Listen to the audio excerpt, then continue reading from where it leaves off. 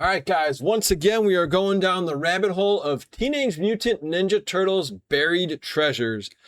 With the blessings of the internet, there is a website called Archive, the Internet Archive, with loads and loads of good stuff.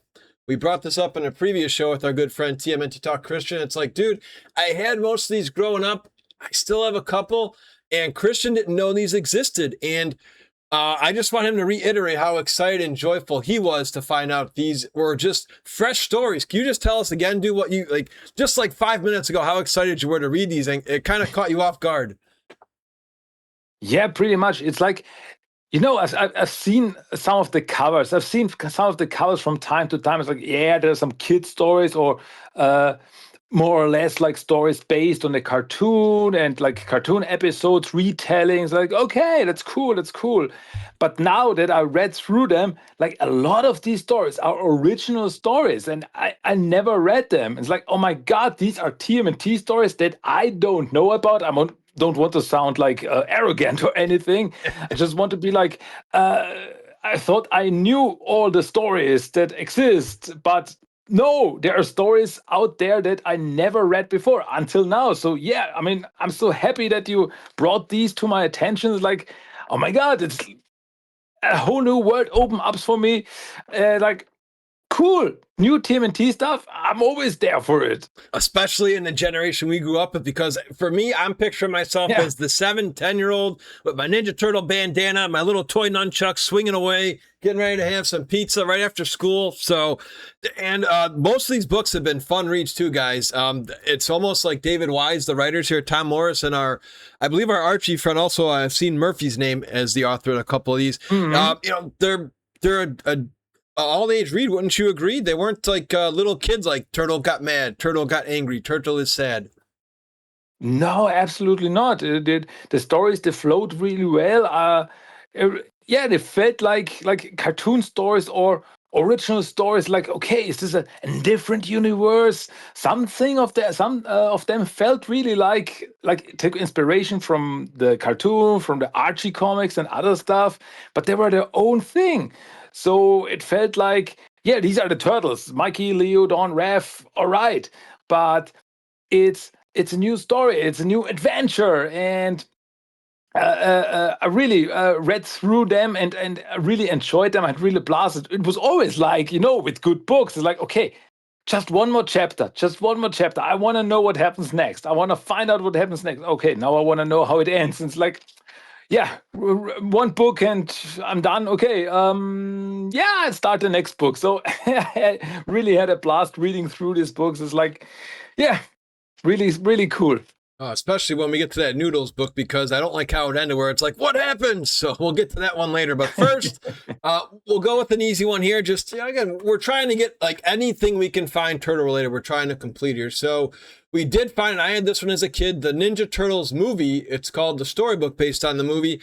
Nothing too flashier, but anything that stood out for you here while you reread the movie Turtles with some cartoon drawings?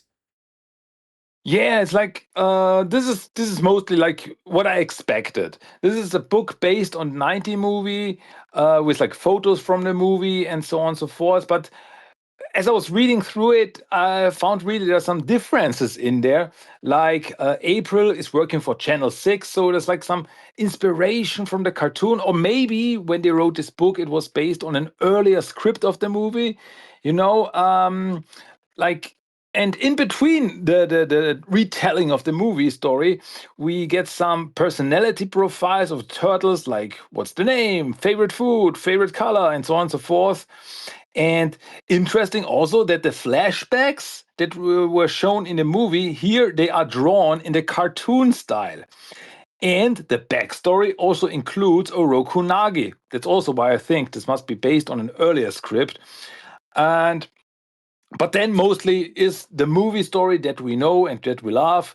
And at the end of the book, there's also a TMT IQ test with questions like, what's baby Michelangelo's first word? Or what is a nunchaku? And like stuff that you should know after we read this book. So yeah, it was cool. I like these novelizations of movies. So it's yeah, it was interesting, and just also see like these little differences here and there. Okay, it Especially was nice. with that trivia question. Yeah, the turtles get to be big by eating their Wheaties, being slimed by a growing ooze, working out at a health club, swimming through the waste discharge of a nuclear reactor. Oh yeah, there's some good stuff in here. How did you like the Casey Jones comic book like quote too? I'm just doing sneak peeks with the pages here, but Hockey Night in Canada where he yells the Yeah. just so. Oh yeah, right. There was also with the photos. There were some like word bubbles in there, like a comic. Oh yeah, I thought that was funny. Yeah. Oh God! How about, and my favorite is Splinter's pet peeve, Shredder. Yeah. So just some good comical stuff in there, guys. But yeah, after that we go into the movie coloring book. Oh, that was something fascinating. So this was a coloring book with the story based on the 90 movie. So it's retelling, or it's also a retelling of the classic movie. But all the colors, all the pages you can color. And the interesting thing is that the style that they are drawn in is the style of the 87 Turtles. So you have a retelling of the original movie, but these are the Turtles, Shredder, not Krang, but Shredder, Splinter, and so on and so forth, drawn in the style of the 87 Turtles style. So it felt like so kind of weird, like I don't know how I should put it, not so dark retelling of the original movie. But the Foot Clan, they are also human, so no footbots. And in the middle of the book is also a poster with Shredder, which you can also color. Casey does not appear in this story here. April drives the Channel 6 van to the farmhouse. And most interesting is that the blindfold training is in there, like the part that's mostly cut from the movie, but it is included in this coloring book here. And oh yeah, Danny also does not appear here. And in the end, it's not like Danny coming back to the Foot Clan. No, it's a foot ninja who finds the turtle lair, and that's when the turtles get attacked. So it's like a little different. It's like a little an alternate universe story, alternate universe 90 movie. So yeah, I thought that was fascinating for me. Oh yes, and for the gazillionth time, we have a page opener. Just the grit again. The grit. Our guys were not always happy. Turtles. They would get teenage like Mighty Morphin Power Rangers. Teenagers with attitude. They would have that little grit. Like there's right with the fight with Raphael, and it is weird seeing April not with the short hair too. The Channel 6 April instead of Judith Hogue drawn here. So. A fun one, though, nonetheless. And looks like we got some more activities. We have another coloring and activity book. We were spoiled, man, with this coloring book era here. Yeah, there were a lot of them. And yeah, we got another TMNT coloring and activity book from 1990. This one is all about the classic cartoon turtles. These are the 87 turtles. And yeah, it's what it says. It's a coloring book. It's got mazes in there, connect the dots, find the words, color the pictures, crosswords, etc., etc. And there's also a poster with Leo and Mikey in there. So yeah, you get just that, which I also like, which I also very much liked as a kid, to have these activity books, like some little riddles and mazes and stuff like that. So that was nice. That was also for me a little trip back memory lane, because I had books like these with turtles or other cartoon characters, and I always enjoyed them. Oh, exactly. And then we had two other ones too, right? Another, let's see, actually, we have the pop-up, right? Is the next one. I think that was another crazy one. I know you had fun where we found that one. I'm sure. I hope you didn't fall asleep, but inside joke. I know what you mean. Yeah, because this was the TMNT pop-up storybook, and you cannot do this as a digital book, because it's what it says. It's a pop-up book, like the turtles pop out of it, and you can like pull some parts, and the turtles move and stuff like that. But yeah, you found a YouTube video of this, which showed us the book, but it was made in ASMR style, and it was told very slowly. And then you pull this, and then you have the turtles. Like, okay, I get it. I just want to look at the pictures. I want to see what's happening in this book. And yeah, I thought this was really also these kind of books I really liked as a kid, where you have some interaction and you have to like pull some stuff or like twist some, and then something moves in the picture and stuff like that. And here we have like the book tells us how the turtles came to be, some information about the bad guys, Shredder, Krang, Bio, Rocksteady, and then Splinter gets kidnapped. The turtles storm the Technodrome, fight the bad guys. Just some pages, but the pop-up style I thought was really cool. It was, as I said, I like the style when you open up a book and something like the characters pop out of it. It's like it's a fun gimmick, and yeah, that I thought it was really cool with the turtles. Oh yeah, and a big shout and thank you to that user who posted that in AMSR just so we could find it, because it was hard to find anywhere so Christian could see with his own eyes. I had that book years ago, but once again, our buddy on across the pond was like, dude, this is just so much fun. Thank you again. So then we have it. We're going to find more of these too, guys. I hope you guys are enjoying these. If you are, just comment down below. Let us know what else you want us to cover. Because we have the story of the TMNT in a paint box book. Yeah, this is the story of the Teenage Mutant Ninja Turtles, a paint box book. This was also another coloring book, but now with watercolors. And it's like you have some colors inside the book that you can like put some water in it, and then you can use it to draw the like color the pages. That was cool. And yeah, it's mostly like you get the characters, some information about the turtles, where they come from, who they are, some about Splinter and the enemies, and some information about Pizza, and yeah, once again about the classic cartoon turtles.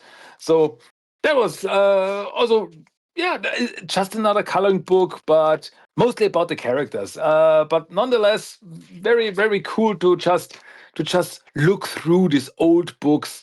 As I said, once again, it somehow makes you feel like a little kid again, just looking at these pictures. It's yeah, nice. Especially the next one you're about to cover. So I do have a fun note here too, as I have this opened up on our YouTube channel for this next one, Monsters Among Us. Now this is one, if any fans do know of a video that this is sort of like a playthrough, like a video game. Apparently this book is a story player spin. It says here the story player spin its magic with every comes to life book. So apparently this book comes to life. I've never heard of these growing up, but this was a fun story. It felt like we were in the Archie verse. Yeah, totally. Like the story is called Monsters Among Us, and as far as I understood, like you had some kind of device that you put on the pages, and then the story is told to you. It's like read to you. I thought it was very cool. And the very cool for me was that in this book, the art is by Chris Allen, Eric Talbot, and Steve Levine, and the story by Stephen Murphy. And it's totally like a TMNT Adventure style. The turtles look like the characters from TMNT Adventures, like a story straight off I don't know, out of a TMNT Adventure special or anything. And yeah, this is an original story. It's not based on anything. And yeah, as I said, the turtles look like the TMNT Adventure turtles from the Archie comics. And the story starts off with the turtles and they're playing frisbee in the park. And suddenly a spaceship crash lands in the park's lake. And three huge alien creatures come out, and the turtle think that they are aggressive, and the fight starts. And during the fight, Donatello gets thrown inside the spaceship. And inside, Donatello sees like this gyroscope of the ship, and it is broken. And he, as smart as he is, he repairs it. And the ship then can fly again. And the aliens thank Don for his help. And then they fly away. And yeah, the turtles go back home. And that's the end of the story. As I said, this could have been really a short story from the TMNT Adventures. And it would totally fit in, especially with the art style. It's really. This is one that I would really recommend to check out if you have any chance to check this out, just because of the art. It's like, wow, TMNT Adventure style, always cool. Two things here I had in my notes for questions for you. So first, though, it's just a fun spot. For some reason, a lot of books we've been reading, we kept reading The Great Oogly Moogly, and Mikey in this one says he's starting to get tired of it, so I had fun with that notion. How excited were you to read Weapons at the Ready? We know that is very familiar, pretty much just like, go Green Machine and the cartoon Weapons at the Ready was one of the classic battle cries from the Archie comics. And back in 1993, they were still calling Michelangelo Michael, like my name, Michael. Would you have ever changed it to the real spelling? Because for the longest time, it was just Michelangelo, and they kept the A. Was curious if you would have ever changed it like they finally did. You mean if I would have changed it? I mean, from the start, it was Michael, Yes. like AEL. Yeah. And Michelangelo. And I remember like Peter Laird changed it then in 2001 when he started with Volume 4, and he was like, "This was a mistake that I always wanted to correct." And at first, I was like, You don't have to. It's been always Michelangelo. We know that it is not the correct spelling for the artist, but for me, it was always the correct spelling for the turtle. So I never had a problem with it. And I mean, it's cool. I get it why you do it. I get it why it is now. But when it's been like this for almost 20 years, I wouldn't change it. In my opinion, you could have kept it Michelangelo with an A in there, and nobody would have complained about it. And yeah, that's Michelangelo Turtle. So it would have been fine, but yeah, these are with the turtles, it's always the little things I have the most problem with. Like here with Michelangelo, and later on, if you remember, with the 2012 turtles, when they had 3 toes, and they've always had 2 toes. Now they have 3 toes. Like this was the thing I had the most problem with in the 2012 show. But it's all cool. I get it. So yeah, but now it's the A is gone nowadays, and it's totally fine. Yeah, just a random one I wanted to ask you. For me, I would have kept it the same too. It would have been like, hey, we're okay with it. It's not like we're joking. It's not Ralph or like the other names that we had, Leonard or something. It was fine. It wasn't a total botch. Next, though, we take way across the pond with Teenage Mutant Hero Turtle books, where I think I still have this one in a Tupperware when I was buying a lot of stuff on eBay when eBay was not charging us taxes and fees and whatnot. I was able to still get stuff pretty cheap. So this one was a fun read. It was also nice seeing Rocksteady with his helmet back in Return of the Technodrome. Yeah. So yeah, this was apparently a book from the UK, and yeah, it's called Return of the Technodrome, and there's not much to say about it, but it's the Teenage Mutant Hero Turtles, and it's based on the cartoon episode of the same name, Return of the Technodrome, the finale of the 2nd season. So it's mostly that. It's a retelling of that with new art. They didn't take like pictures from the episode. They drew new art, but there's not much to say about it. The story is completely the same. There's not much that I would say. I mean, a little bit here and there, but pretty much it's the same story from the cartoon episode that we all remember. So yeah, this is like the thing that I thought like all of these books were like all just based on episodes, retelling of the episodes, and it's totally fine. So yeah, but here we have it is a retelling of the episode Return of the Technodrome. Now, how shocked were you with the artwork for Michelangelo? Again, hero means no nunchucks back in the day. And in the cover, like when you flip to the first page, he's sitting there holding the bow and Raphael's holding the sewer cap. I'm pretty sure if it was me and you, we would have definitely just had Mikey hold the sewer cap, right? Instead of having 2 bow staffs for Don and Mike. Yeah, that's something that they I remember that like the UK had their own comics. They had the Teenage Mutant Hero Turtles adventure stories, short stories, and yeah, Mikey wasn't allowed to have the nunchucks in there. So sometimes he was just using his fists and his feet, but sometimes he was also using a bow staff, like a spare bow staff from Donnie and stuff like that. But no nunchuckos whatsoever. So yeah, they always try to give Mikey something, but at least as long as it's not the nunchakos, because they are forbidden. So just give him something in his hand. I think it's like I don't know, not too much to think about here. Yeah, that's pretty because yeah, these last what do we have left there? One, two, three. I believe the next six stories I think are pretty much all originals. And what was fun is the writer here for most of them is Dave Morris, and I hope one day to get him on the show. A fantastic writer. As we talked earlier, we felt like these weren't really written down to kids. The one thing I do want to say though is every turtle, even though this says ninja on there, when you go to like these early pages, you'll see they give a little background. You'll meet Leonardo, sword swinging team leader.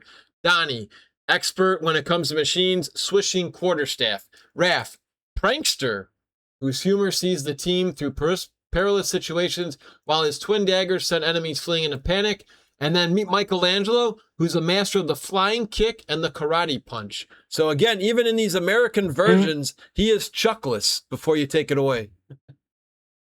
Yeah, so that was also very strange somehow because like in some at the start of some of these books, as you said, he was like, yeah, he's the master of the karate chops.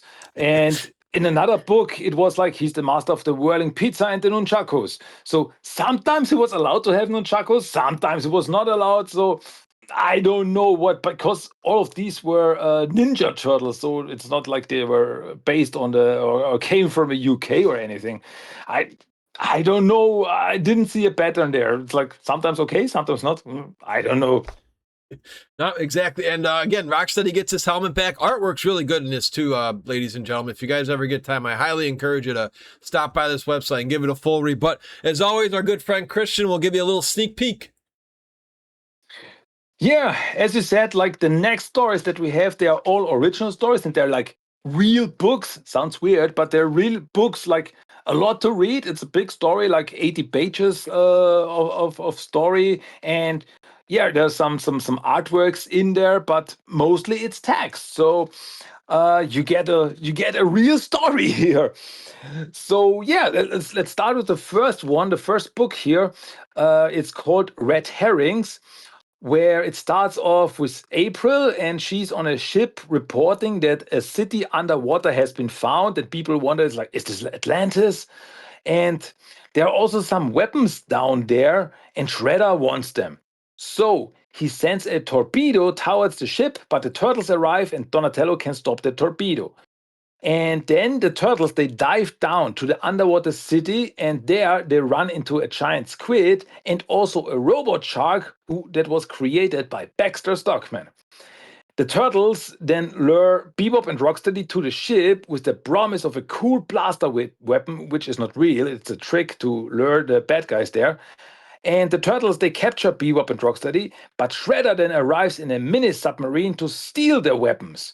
So Turtles and April are able to stop Shredder from getting the weapons, but in the end, Shredder escapes, and yeah, that's pretty much the end of the story. An original story, yeah. The next one coming up, we got some dinos, and just real quick, just another fun thing I really enjoy with Dave Morris writes. So I'm going to read one little spot here with his one, because it's a sarcasm that kids wouldn't really catch, but when you read it as adults, it's hilarious. After some early problems, the pizzeria had finally gotten comfortable with the idea of making deliveries to a manhole cover. Just stuff that, again, it's like David, doesn't it feel like, I mean, it's Tom Morris, but doesn't it feel like the David Wise, the humor is right here in these books that you were reading, just like the old cartoon? Yeah, pretty much. It's like the thing you just mentioned. It is like this doesn't like do anything for the story. It's just a funny little gag in there. And with this, it's like as I said, the story really flows well, and it also gives us some humor, some mild chuckles in there. And yeah, it feels, as you say. It is. These are some stories that really could work as a classic cartoon episode, and it would have been fun. And I know NECA, I don't think is making any more toys, but it would have been cool to have a Tyro toy with, especially when we had Bebop and Rocksteady in charge in this one. Oh yeah, like I mean, the story here is called the Dinosaur Farm, and turtles and dinosaurs, two of my favorite things. Perfect. And here the story starts with Donatello, who runs into Bebop and Rocksteady at the museum, and Bebop and Rocksteady, they want to steal some dinosaur bones. Donatello fights them, but in the end, he gets captured by the bad guys and gets brought to the Technodrome underground. And Krang shows him there that he has developed a mutagenic virus that can transform every creature into a prehistoric version of itself. So he plans to use it on turkeys to transform them into little dinosaurs. And Krang then sends a robot who looks like Donatello to the turtle's lair, so the turtles don't go looking for him. Like, Donnie is still there. The real Donatello, meanwhile, befriends a small dinosaur that Krang created named Tyro. Tyro, the little Tyrannosaurus Rex. And Tyro is able to get to the turtle's lair and he attacks the robot Donatello. And then the turtles realize that the real Donatello is kidnapped, as Tyro can get them to him. They together they fight Bebop and Rocksteady at another museum, and they use a module to get to the Technodrome. There they fight the bad guys and escape together with Donatello. But Krang still has his mutagenic virus and he uses it on a turkey farm. But Donatello, when he was in the Technodrome, was able to manipulate the stuff. And so instead of turning the turkeys into little Tyrannosaurus, they get turned into harmless Brontosaurus. And then they run into the sewers. And now a bunch of Brontosaurus, mini Brontosaurus live in the sewers. And yeah, that's where the story ends. Yeah, a couple of these were, again, that's how the cartoon was too, just some silly stuff. A lot of people, I grew up with you. I'm pretty much the Ninja Turtle guy out here. So anytime anyone goes to a dollar store or, game store, oh, hey, it's Turtles. I thought of you today, Mike. Well, for us here on Shellonomics, anytime I see something that's related to Halloween, it's like TMNT Talk. And that's exactly what takes place in Buried Treasure with a Halloween party. Yeah. Next story is Buried Treasure. And the story starts with April, who is out of town as she got invited to a mansion of a rich guy for a Halloween party, for a costume party. And the turtles, they're taking care of her apartment. And in this story, there's a gotta mention, April has a cat named Fritz. And we never heard about this. Like, she didn't have a cat in the cartoon or anything, but from what we got in this story, I gotta say, I liked Fritz. I would have liked to see more of him. So April then calls the turtles to tell them that they should come to the mansion too. So the turtles arrive at this mansion and they meet the big rich guy, Mr. Horrocks. And April told him that the turtles will help as Mr. Horrocks' Fabergé acorns were stolen. But the acorns then are found buried across the estate. So what happened here? It turns out that the thieves were actually after some old plans of the house to find some secret passages to sneak into the house, as Mr. Horrocks is hosting this Halloween party for rich people and the bad guys could come in to kidnap Mr. Horrocks. As then the party starts, the turtles then run into four mysterious figures. And they think that they are the kidnappers, but they turn out to be mutant squirrels, who are called Wolfgang, Johann, Ludwig, and Antonio, the mutant squirrel super spies. And they want to stop the kidnapping too. So the turtles and the squirrels work together, stop the real kidnappers who sneak into the mansion late at night, and save the day. So mutant squirrels. I don't know if they planned a spin-off with them or anything, but I thought that was funny. Yeah, little squirrelinoids inspiration. Anybody for the Nick show? That's kind of what I was thinking reading that. I'm like, possibly. The one thing I do, I would like to safely assume here with the evidence is Phil Morris. I think his favorite turtle has to be Donatello because he was the main character in that last one. And in this one, there was like a password and it was QED and it stood for Quite Excellent Donatello. And the next book you're going to cover is literally, every turtle gets one, but just the next one we're covering here is the Donatello, the Radical Robot. Yeah, this is another story. This one, I gotta say, yeah, it's Donatello the Radical Robot, and then we found out that there are other books about the other turtles, but that's a story for another time. Now it's all about Donatello, and in the inside, they also thought very interesting that they like brought in some Mirage guys for these books because this story apparently was written by Stephen Murphy and the illustrations are by Dan Berger, guys that we know from Mirage Studios and so on and so forth. So in this story, this is also very interesting, but we're getting there. The Turtles and Splinter in the story, they go to a library as Donatello returns some books. But then they see four kids and a mysterious figure, and they are about to break into a shop. So the turtles follow them, and as they go into the sewers. And the mysterious character turns out to be a footbot. But in this story, in this universe, the turtles don't know about foot soldiers. So it's like the first time they meet a footbot. And Donnie is able to turn this robot off and then he takes him back home. He reprograms the robot and he becomes like a butler for the turtles. And Splinter and he cooks them food and so on and so forth. But the mysterious leader of the four kids from earlier has a remote that turns the robot back to evil, and so the footbot attacks the turtles and Splinter. But Donatello once again is able to shut the robot down again. But Splinter realizes that the Foot Clan, and so his old student Oroku Saki must be behind this.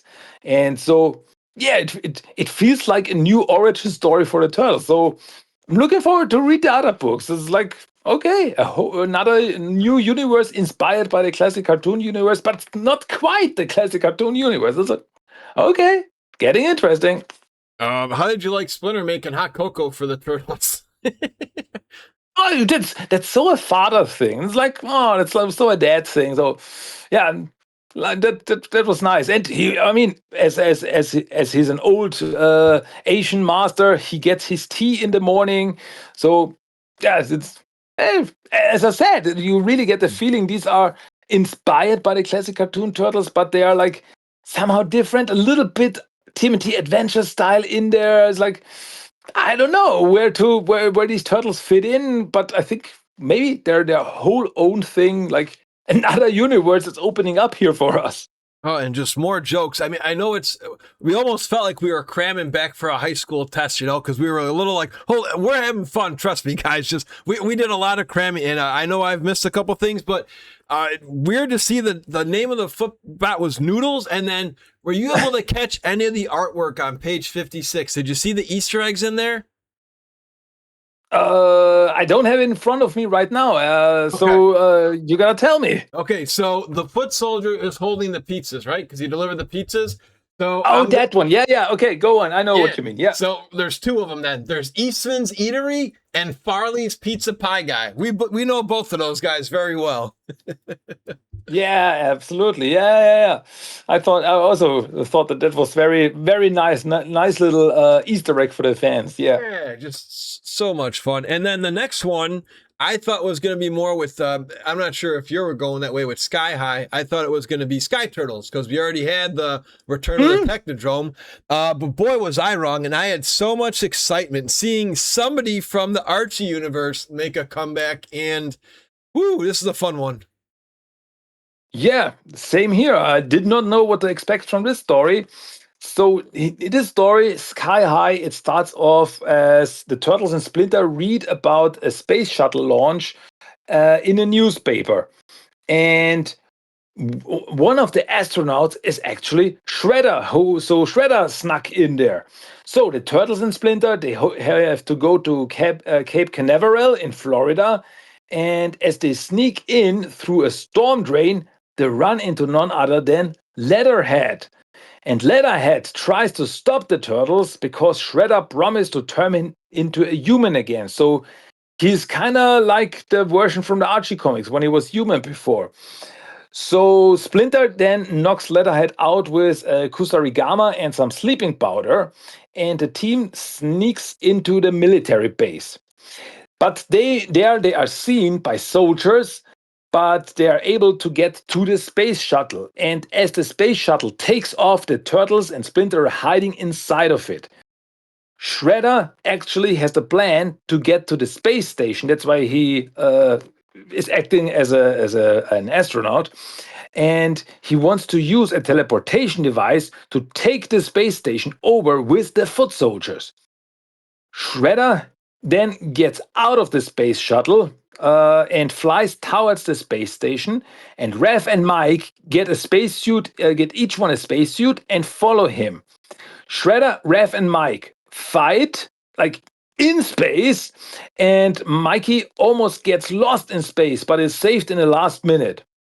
But Shredder is able to get to the space station. But during their fight, Raph was able to get the teleportation device from Shredder, so he can't do anything and he's stuck now on the space station. Turtles and Splinter fly back to Earth with the spaceship and, yeah, are happy that Shredder is gone for a while at least now. It's like coming out of their shells. Remember where they put him in like the thing where he's just stuck? That's kind of the vibe I got there.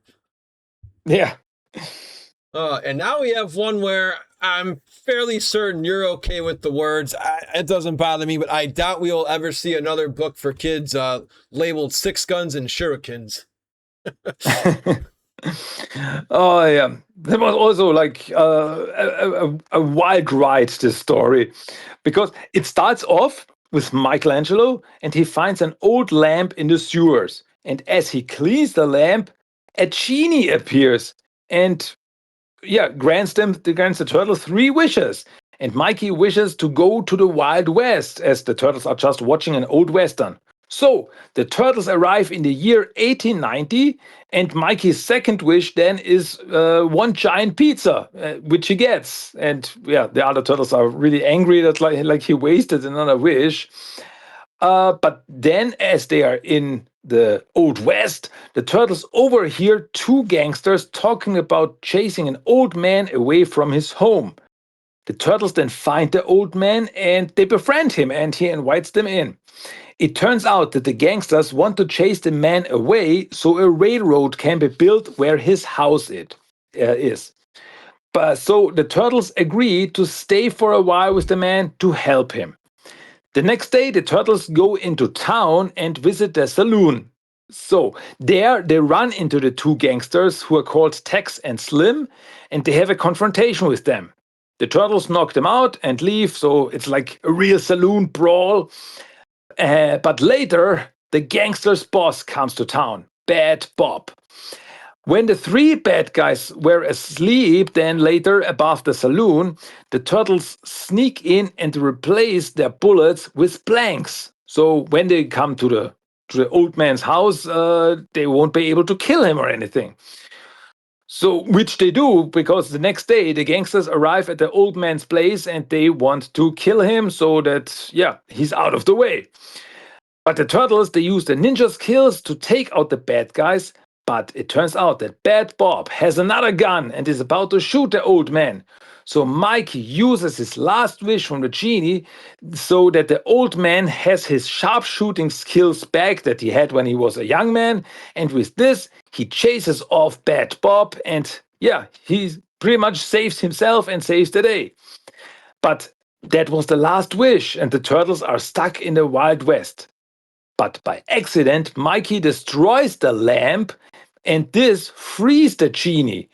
And the genie is now free. He thanks the turtles, and he goes back to modern New York with them to have a cool new life in the present time. And the turtles are back in New York, so everything turns out fine. So yeah, this story pretty much had everything. Like it had magic, it had genies, it had cowboys and ninjas fighting cowboys. So what else do you want? It was wild. And a good story too. It's just the artwork has been so much fun here. So of all the books we've covered so far, I know we have a long way to go still. We may have another 2 or maybe at least 1, maybe 2 more episodes. What has stood out to you the most? What's like your favorite memory you've cherished so far with all these books we've covered today? Yeah, I would say The Monsters Among Us was the highlight for me for the artwork alone. Story wise, I was a fan of the Donatello story, the Radical Robot, just because of like the tease with the Shredder or anything. I'm really looking forward to read more of these books, like if they are connected in any way or anything, or building like a bigger story. So yeah, you got me there. So yeah, I would say these two books, they really got me good. Yeah, I would just say it's like you said, we thought most of these were just going to be repeats because that's what we were doing in our previous episodes. This is just Yeah. like most of those other books. Like the first season was just pretty much in most of those books besides even the movie one's final lesson. So really cool going down a nostalgia lane with you. But as always, guys, that's going to do it here for this week. But we all know you guys want more turtles, and we've got a place for you if you want some more turtles, don't we, buddy? Oh, if you want, and if you like want to hear more from me, you can do so. As I always say, check out Teenage Mutant Ninja Turtles That Talk, my podcast, where like I talk about the newest comics, about the newest turtle stuff. So yeah, TMNT The Talk. Check it out, Spotify, Apple Podcast, wherever you listen to podcasts, or just go to my website, tmnttalk.com, where you can find all the new stuff, including the social media stuff, like join me on Facebook, Instagram, Discord, whatever you want. Every TMNT fan is welcome over there. All right, my dude. Well, I look forward to talking to you after we sign off here to try and put together another list that we can get a good system flowing. Because the more times I was reading those books, I'm like, I read the back, I'm like, don't have that one, don't have that one. Similar to you, where it's like, oh, we have like the VHS box set of the Turtles and like the Sewer Heroes form here. So those adventures are going to be awesome to read. As always, my dude, though, thank you so much for joining us on Shellonomics, and until next time. Cowabunga, dudes.